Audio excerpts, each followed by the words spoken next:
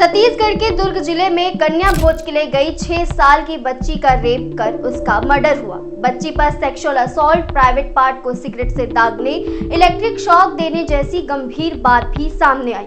मौत के बाद बच्ची की लाश को कार के डिक्की में छिपाया गया। इस केस में आरोपी कोई बाहर का व्यक्ति नहीं बल्कि बच्ची का चाचा ही निकला। लोगों में दरिंदगी का लेवल कैसे बढ़ता जा रहा है, आप इसका अंदाजा इस केस से लगा सकते हैं। कैसे एक चाचा ने अपनी ही मासूम भतीजी को हैवानियत का शिकार बनाया, पुलिस ने कैसे आरोपी को पकड़ा और अब केस में आगे क्या होगा, आपको लाइन से पूरी घटना समझाते हैं इस वीडियो में। जानकारी के अनुसार मासूम बच्ची हंसी खुशी रविवार सुबह 9 बजे अपनी दादी के यहाँ कन्या भोज के लिए पहुंची थी, लेकिन थोड़े समय के बाद ही मासूम की खुशी चीख पुकार के साथ दर्दनाक मौत में बदल गई।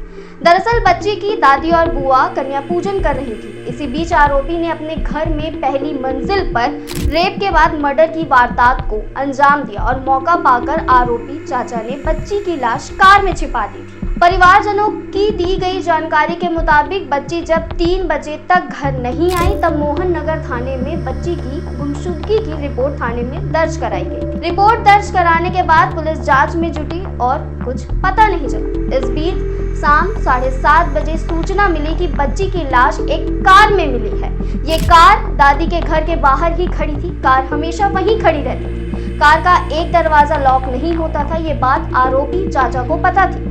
परिजन मौके पर पहुंचे और लाश को डिक्की से बाहर निकाला। इस दौरान बच्ची खून से लहूलुहान मिली।